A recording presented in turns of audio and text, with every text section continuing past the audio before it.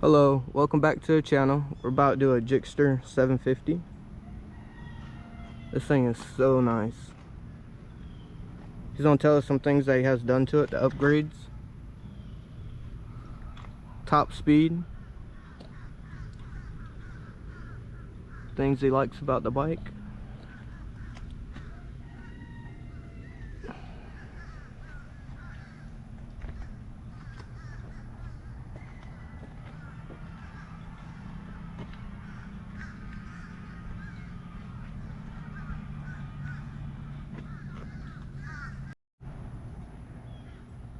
So what kind of things have you done to this bike? Any modifications? So pretty much when I got this bike, it was bone stock.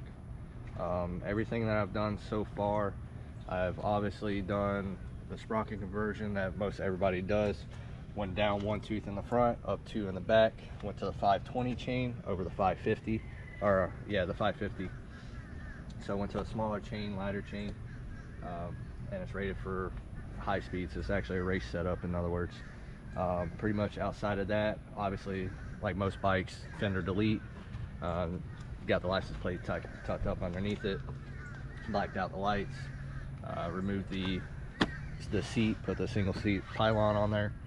The nice thing about this bike is it is a 50th anniversary edition. It's the only one that came with a red seat at that time. So if you see any GSXR with a red seat, most likely it's either aftermarket or it's one of these special editions. This thing is beautiful, the color. Yeah. Outside of that, obviously I've put the Shogun frame sliders, frame protection kit for the entire bike. HID headlights all throughout. Went with the mirror delete and put them on the handlebars. Give it that nice slicker look. At any time, obviously, I can just pull those off with just a single nut rather than having to fish wires out and everything like that. Other modifications I've done, I have removed the catalytic converter, pretty much straight piped it, stock headers with Akrapovic exhaust tip. Obviously, it comes out a lot shorter than most bikes and most exhausts that you see nowadays. Outside of that, it's got a Power Commander 5 on it. So it's got a small tune, but it's mostly just a generic Dynotech tunes that they put onto it. Nothing professionally done just yet, but looking forward to doing that here in the future. Outside of that, it also does have a K&N race air filter in it, so it is getting a little bit more airflow to it, which is nice for those racetrack and tunes. Bike's got about 36,000 miles on it, so it's got quite a few miles on her. What about the top speed? What's the fastest thing? As of right now, top speed, I'll be honest with you, I don't know the exact top speed. The last time I ran this bike at top speed after doing the conversion, getting the helo meter put on it to correct all corrections for the speeds, so it's 100% accurate according to GPS. The speedometer maxed out at 186, and the bike, you can still feel the bike continue to gain speed until it literally dropped itself off. Man. So to be honest with you, I have no idea what the actual top speed is. I wonder what the dyno numbers would be on this thing. On the dyno numbers, I'll tell you right now, it'll probably be pretty good on it. I'm waiting to get it on there. So what's some things that you do and don't like about it? So the biggest thing I love about this bike is obviously I love GSXRs. I grew up starting out with the R6 as far as sports bikes go. Eventually grew up around my dad's Busa and his wife's GSXR 6. So being a GSXR family, I've always wanted a GSXR.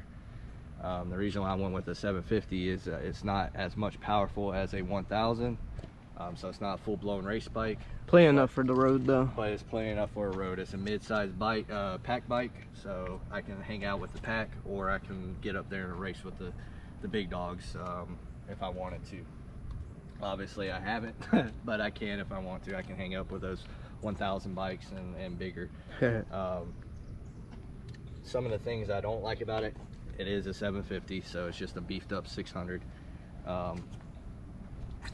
Obviously now that I've been riding more, and this is my first bike that I've ever purchased myself, obviously I want to go bigger but that's pretty much anybody who's really grown up with it. I knew I could handle a 1000. I just wanted to start out with a little bit smaller.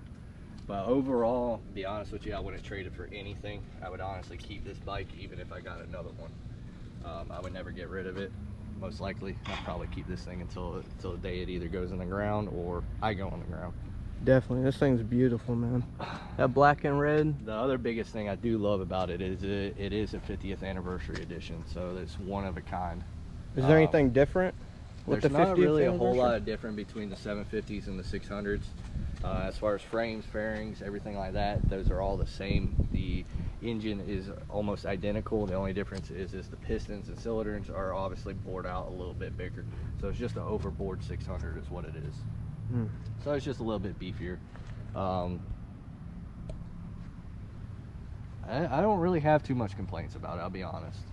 Obviously, like most sport bike guys, they're going to always complain about the seat too. Seats on these are never comfortable. Oh yeah. So Definitely. when you go for long rides, it's not the most comfortable bike in the world. So obviously it's always looked into to get a thicker seat for those longer rides for people who ride it more or less on the highways, unlike me where I live only a mile or two down the road from my work. So it's one of those that I don't have to ride it a whole lot, in other words. But outside of that, I love everything from the front to the back of this bike, and honestly I wouldn't get rid of it for anything. Now obviously money does talk, so yeah, I would get rid of it for the right amount of money, but I love this bike because I've literally been able to do whatever I want to it. It's not something that I've gotten from somebody else that they've done everything else to it. It's all been me. You did everything I've yourself? got to choose everything. I've got to choose the shorty levers. One of the guys in Jacksonville was selling a pair of Gixxer shorty levers, so I picked those up. I mean, everything from the headlights to tail lights to everything I've done myself. If I liked it and I wanted it on there, I would obviously do it. So there's no real complaints to it. I don't think I'm gonna ever really find a real true complaint about the bike. Got anything else you want to add to it? I think that's about it, man. Obviously there's always more to be done, so if you do see me around the Jacksonville area, obviously keep up with the progress. I don't do videos or anything like that, so if you do see me, always you feel free to look at it, check it out, talk about it, and go from there. I mean, she's everything that I wanted, and obviously little things, try to do little subtle touches like this tank grip here from the military, along with my helmet. I think it's nice. So, try to do little things here and there, but try to keep a low profile, in other words. It's kind of hard. This thing is loud. So. Definitely loud. You want to start it up real quick? Yeah, we can start it up real fast.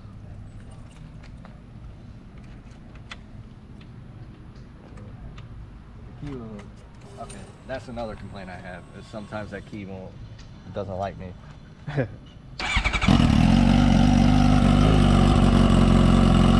yeah, this thing's loud. And what's funny is that does have the silencer in it, so it's a lot quieter.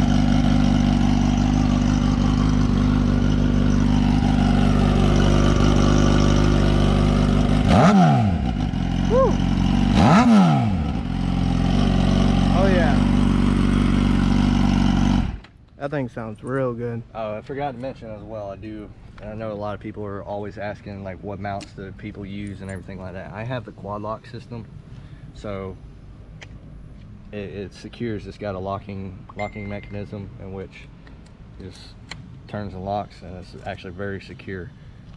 It is a pricey system. It's about $150 for a whole kit, but it's mounted into your yoke shaft there, so it locks it in place. And I'll be honest, I've gone all the way up as fast as the bike will allow me, and that thing ain't moved.